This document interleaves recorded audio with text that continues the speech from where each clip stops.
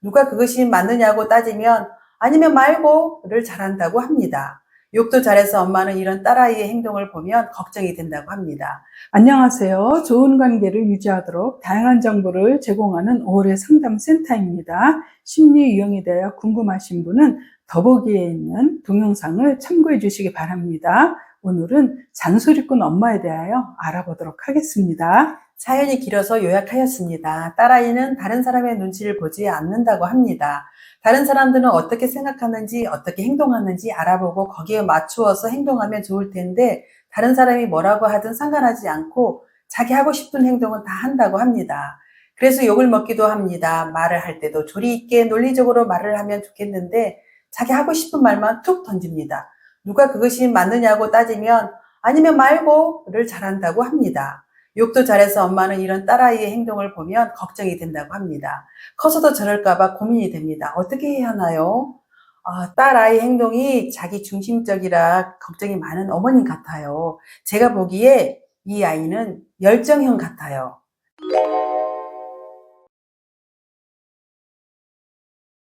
남의 눈치는 보지 않고 자신이 하고 싶은 말과 행동은 다 하고 있습니다.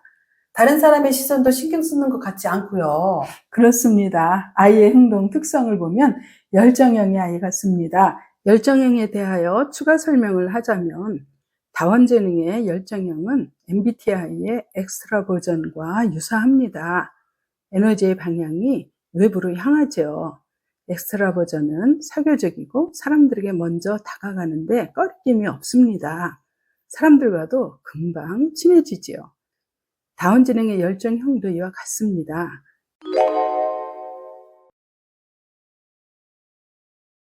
차이점이 있다면 다원지능의 열정형은 자기 마음이 꽂혀서 마음대로 하고 싶을 때나 내 뜻대로 하고 싶을 때에만 외향형의 태도가 나타납니다.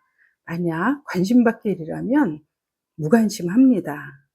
그래서 열정형은 자기 중심적이기 때문에 온 우주가 자기를 중심으로 돌아간다고 생각합니다. 내가 멈추면 우주도 멈춘다고 생각하지요. 만약 자기가 하고자 하는 일을 못하게 하거나 방해를 하면 그 사람에게 분노합니다. 그래서 욕도 하는 건가요? 그렇습니다. 열정형이 욕하는 것은 하나의 의사소통 방식입니다. 좋아도 욕하고 싫어도 욕을 합니다. 어떻게 해요? 좋으면 조금 귀여운 욕을 하고요. 기분 나쁘면 거친 욕을 합니다. 욕의 강도와 표현으로 기분이 어떤지를 알 수 있겠네요.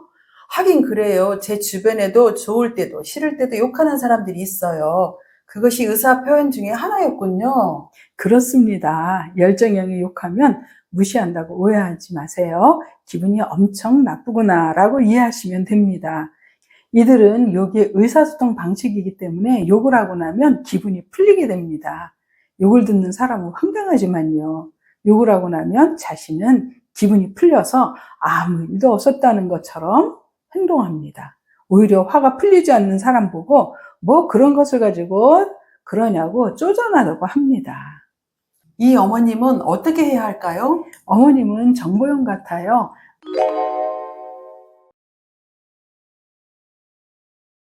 말도 논리적으로 해야 하고 사회가 요구하는 기준을 따라가야 한다고 생각합니다. 이런 것이 정보형의 특성입니다. 정보형에 대하여 추가 설명을 하자면 다운지능의 정보형은 MBTI의 ESTJ와 유사합니다.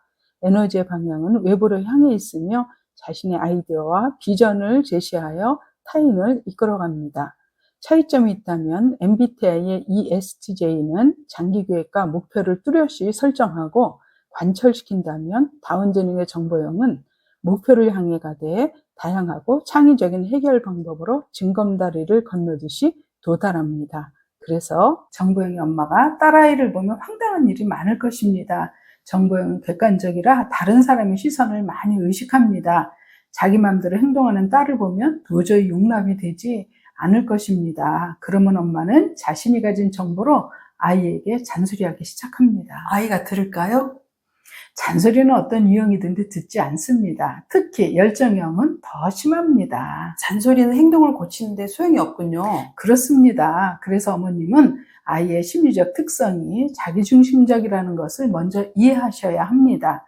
이런 아이들은 자기중심적이기 때문에 남의 눈치 보지 않고 일 처리를 빠르게 합니다. 즉 해결사 역할을 잘하지요.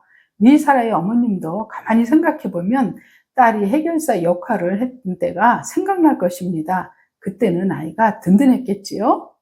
이럴 때 빠른 일 처리를 칭찬하셔야 합니다.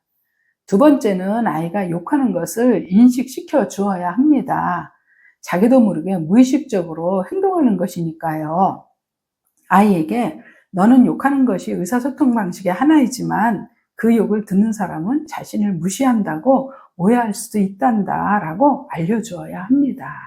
이렇게 되면 아이가 욕을 안 할 수는 없지만 자신의 심리적 특성을 알게 되어 욕하는 것을 조절할 수 있게 됩니다. 아, 그렇군요. 정보영의 엄마는 열정형 아이의 빠른 일처리를 칭찬해 줘야 하는군요.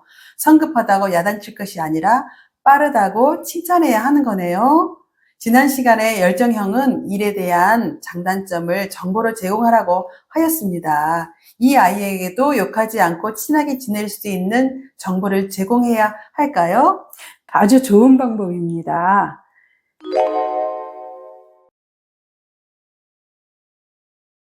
문제라고 생각하는 행동에는 아이의 재능이 숨어 있습니다. 자기 중심적이기 때문에 남의 눈치 보지 않고 일 처리를 빠르게 진행할 수 있는 거죠.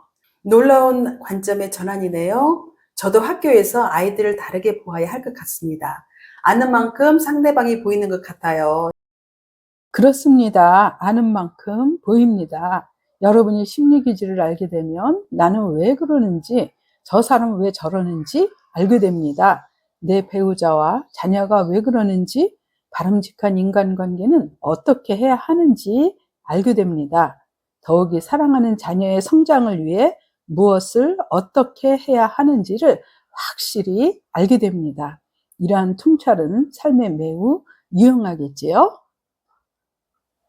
심리 기질의 특성이 궁금하신 분은 5월의 상담센터로 문의해 주세요.